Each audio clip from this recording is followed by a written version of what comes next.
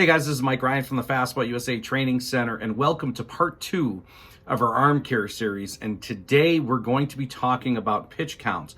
Pitch counts has become a really popular topic in recent years, and another very popular question I get from parents is how many pitches should my kid be throwing? Okay, and this is where everybody is kind of related arm injury to, throwing too many pitches. And one of the reasons why I'm doing this series of arm care series, the 7-part video series, is to help people understand that when it comes to arm health and recovery and keeping your kid's arm safe, it's never just one thing. However, this is one of the most common topics, and I feel like I needed to address that. So let me start with this. And this is not just for parents, this is for coaches out there that are trying to help their players. There's no coach that wants to abuse their kid, right? They're trying to help in every way they can. So what we're trying to do is just get people to think about it in a different way. So number one, how many pitches should my kid throw? So my first question to that, I'm going to answer that question with a question. And let me ask you, are all players equal? Now, what I mean by that is, are all players equal? Is their strength equal? Is there mobility issue? Are some more physically mature, less mature? So when we say how many pitches should my kid be throwing, I know the answer out there has been to lay a general pitch count on everybody and keep everybody under it, because everybody's going to try to be a little bit more, hopefully, on the cautious side. I totally get that. But with that said, understand that not everybody is equal, even on the other side. Meaning there are some pitchers, some players, they're not mechanically sound enough, physically strong enough, maybe not the right mechanics, mobility, whatever have you, to throw even 15 pitches in a game. They're not prepared. They haven't prepared for the stress. They haven't thrown enough. They're just not ready. So when we say that we're going to lay a blanket pitching number on everybody, we need to look at that deeper and understand that one way is not definitely going to work for everyone. There's some, like I said, that can't handle a 20-pitch inning. They can't handle that very well, and they're going to complain of soreness, fatigue faster than others. That's one. The second thing, are all pitches equal? And what I mean by all pitches equal, now think about it. If you're playing in a 15-0 game and you got a guy out there that throws 50 pitches, right? And he's in a 15-0 game. Most of those pitches are non-stressful pitches, meaning there was very little pressure on him. However, if that game is a tight game, it's 0-0 most of the game, and he's thrown 50 pitches, and every pitch seems to matter, that is way more stressful, not just physically, but mentally on the player. So that may play a role as well. And then the third thing is, are all pitch counts equal? And that's kind of my point of doing this video. Are all pitch counts really equal? And what I mean by that is, let's just say a high school pitcher threw 100 pitches, right? And I know that 100 is the mark that everybody shames everybody on, but let's just say that kid threw 100 pitches, okay? Is it the same if a kid throws 100 pitches over 7 innings as it is if the kid threw 100 pitches over 4 innings? Okay, now I want you to look at the difference. They both threw 100 pitches, right? One spread out 100 pitches over 7 innings. The other threw 100 pitches in 4 innings. So the difference is, in that 4 innings, that kid was averaging 25 pitches an inning, okay? So in our world, those are more stressful innings. That was a more stressful 100 pitches than the guy who threw an average of 14.2 pitches an inning that spread out those 100 pitches over 7 innings. So now there's a lot of people out there be like, well, that kid shouldn't be throwing 100 pitches anyway. That's ridiculous.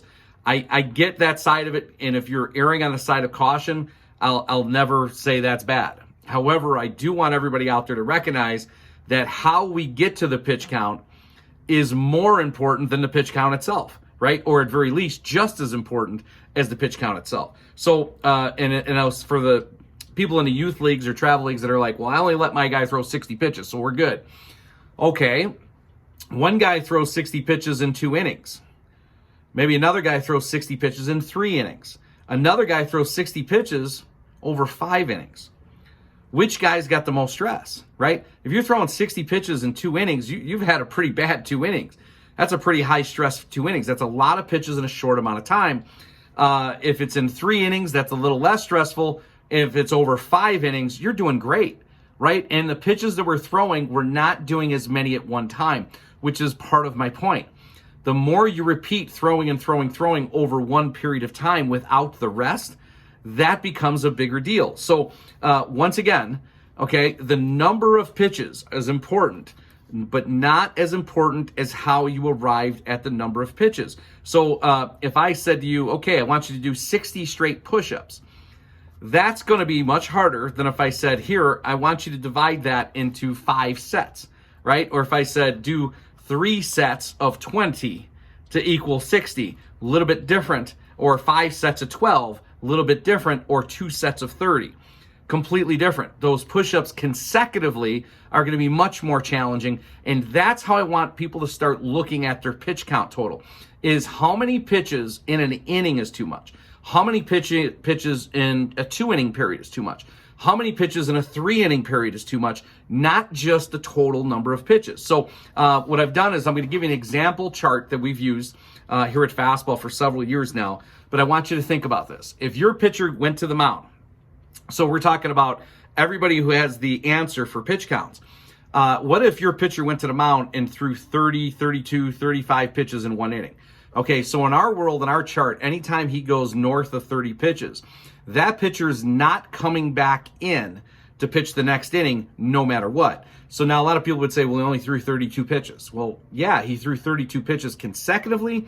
And anytime we go north of 30 pitches in 1 inning, we're going to take him out, okay? Now, we may take him out in that inning, but we're definitely not bringing him back to throw another inning after that. Part 2 to that, what if I get a pitcher that goes 25 or more in 2 innings? That pitcher is also being taken out. So that even includes if he threw 25 pitches and then only 5, and then he came back and threw 25 again. Now, again, where are we at? We're at 55 pitches.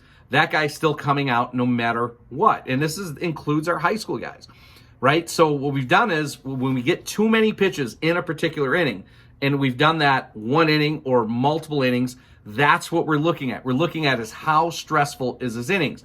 And then part 3 in our chart is fairly simple. Where we go to is if he's gone 20 or more pitches in 3 innings. So in other words, 3 different innings. So even if that kid threw 4 innings, but he's gone over 20, and he's done that 3 times in a game, we're taking him out. So I know there's, maybe high school guys are like, well, I've got an 85 pitch count. Well, if you've gone over 20 in our world in 3 of those innings, you might have thrown 4 innings, but if you've gone over 20 in 3 of those innings, we're taking you out. Now, why is that? Because it's more stressful. Okay, when everybody the pitch count police got together, what they did is they got together and put a flat pitch count and said everybody should follow that. But the one thing we all have to recognize, number one, is all players are not equal. All pitches that you throw in a game are not equal, and the pitch count itself is not equal. Your number of pitches per inning are far more important, or at least as important, as the total number of pitch counts. So when we look at that, I would also say we look at when is a player good to go? Like, what do you consider a less stressful inning? Well, again, understand you have to look at multiple things. Who's the pitcher, right? Some pitchers to throw 20 pitches are a lot, right? And how do you know that? Well, number one, you might look at the mechanics. You may look at the physical structure. How strong is that kid? How does he deal when he is throwing, okay, in the game? How does it look like? How hard is he working? You got to consider more than just the number of pitches. So in general rule of thumb, if a player is under 20 pitches, under 20, we consider that a less stressful inning. So we would mark him as what we call green. He's green, he's under 20. But we also keep in mind, we got to know the player, right? Throwing harder, for example, is more stressful than not throwing as hard. So you got to know that guy, right? He throws really hard. He has a tendency not to throw strikes. We may want to be a little bit more careful with that guy.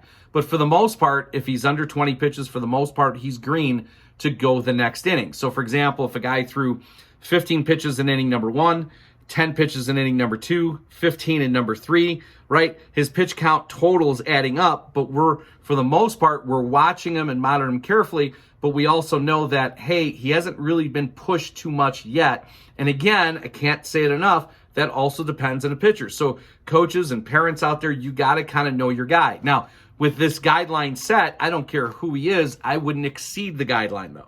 So in other words, I'd be like, I know my kid threw 35 pitches in the first inning, but you know what? He's good to go. Get him back out there, right? And then we've also made a video on how much time of rest they should need. So in my world, if that's my kid and he threw 35 pitches in one single inning, I want to get him off the mound not only in that game, but also give him ample period of time to recover and rest before he would ever go back out there again. And again, my preference would be a week of recovery or about a week of recovery. The very minimum is the number of pitches he's thrown. That's the number of rests we're giving him, as we covered in part 1 of the series. So again, if you have any questions about this, shoot me an email, fastballusa@hotmail.com.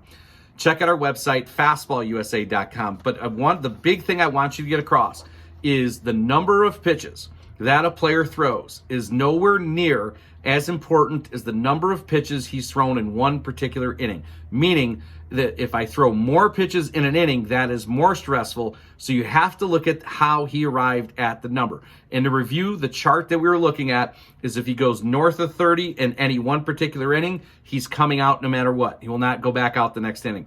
If he's gone 2 innings at 25 or more, not necessarily back-to-back, but 2 innings at 25 or more, we're also taking him out.